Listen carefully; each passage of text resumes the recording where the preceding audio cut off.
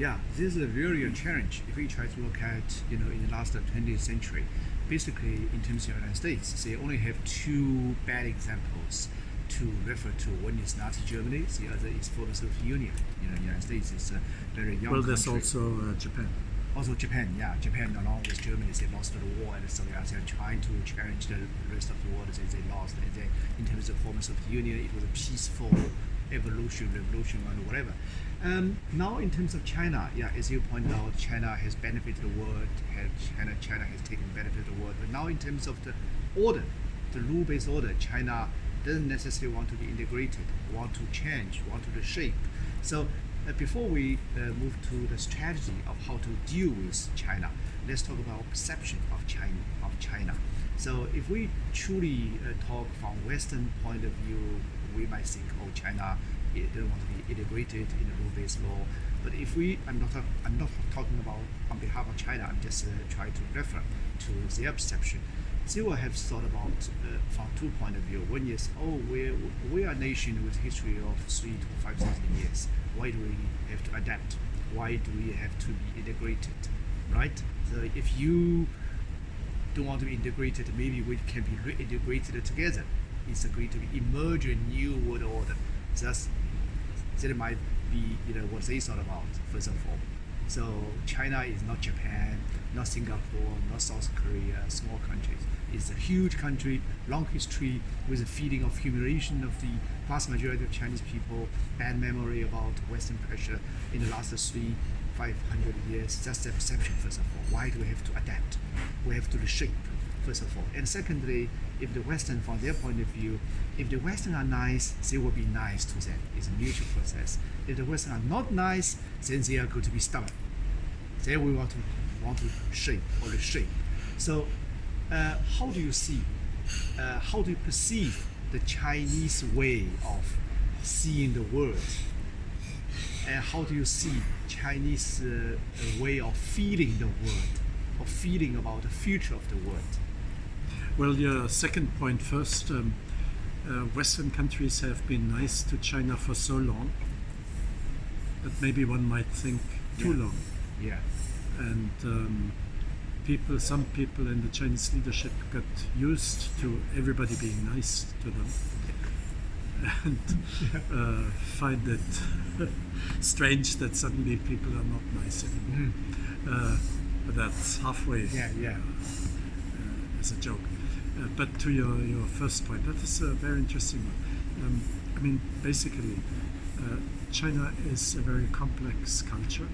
It's a very complex nation, by which I mean you have many very different strands of thinking in China today. You have many people with very different kinds of ambitions, of ideas of their lives, and even the 90 million Communist Party members do not all share the same kind of view. So what we talk about actually, when we say in our discussions China, in fact we don't mean much else but the leadership of the Communist Party. Okay, let's call it the Communist Party. So your question makes much sense if you rephrase it and ask, what is the perception of the Communist Party of the world? And how do we interact with the Communist Party? Because if we had to do with people in business in Guangzhou province or in Chengdu or wherever, maybe the picture would be quite different. Their perception of the world would not be similar to what the leadership of the Communist Party thinks. So let's talk about the Communist Party and the world. Now, the Communist Party and the world. The Communist Party has managed extremely skillfully to, on the one hand, hold on to power and even increase maybe its power over the country, and in parallel to open the country for economic exchange with the world, benefiting not only as a country but benefiting as the Communist Party. The increase of the power of the Communist Party, it owes to a high degree to the economic success of China, of the whole country. because people accepted the dominance and the repression by the Communist Party because they knew they would live better, and if not they would live better, their kids would live better. So the Communist Party, strong, powerful, and sees the world as an object with which it has to get along to a degree that enables it to benefit, but it has to stay itself, keep its own identity as Communist Party, otherwise it might lose its power. Now, if it looks at the world, it sees that other strong and great countries have stories to tell, narratives. In Germany, you know, of course, as a German expert that you are, that we have the story of reconciliation with our enemies after the war, of rebuilding our economy, of building the European Union, of unifying with East Germany, etc. That's the German narrative. American narrative is saving the world from the Nazis and from the Japanese imperialists, and then building the liberal world order and being sort of the guardian. Every country has their narrative. So the Communist Party of China sees they also need a kind of narrative. They need a story to tell. And this is what they realize as they consider one of the important objectives if they want to keep on holding on to power. That is why Xi Jinping has instructed the Chinese who go abroad and tell the China story. The point is, what is the China story? What is the narrative?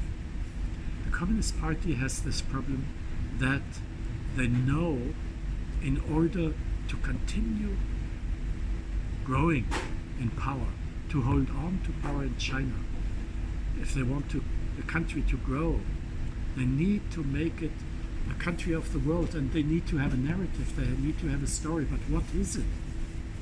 So they have changed the story over the decades that they're in power, time and again, and you know that what they had.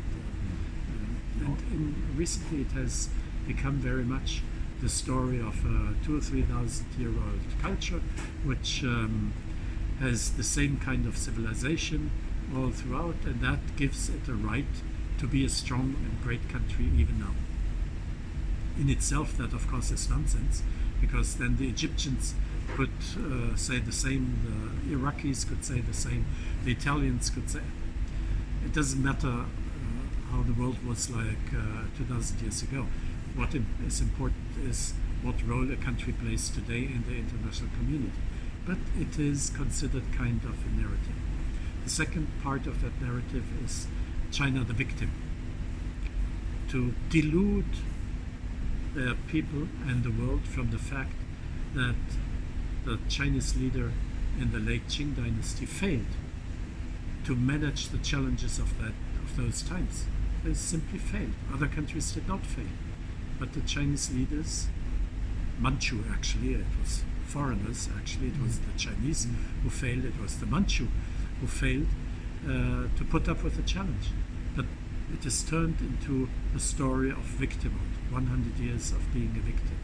So being a victim, but a great culture that has a right to hold its own in the world today, is the narrative of the Communist Party, which is strange because it isn't Marxist. If you read what great Chinese Marxists have written about Chinese history in the past, that is quite different from what we're seeing today.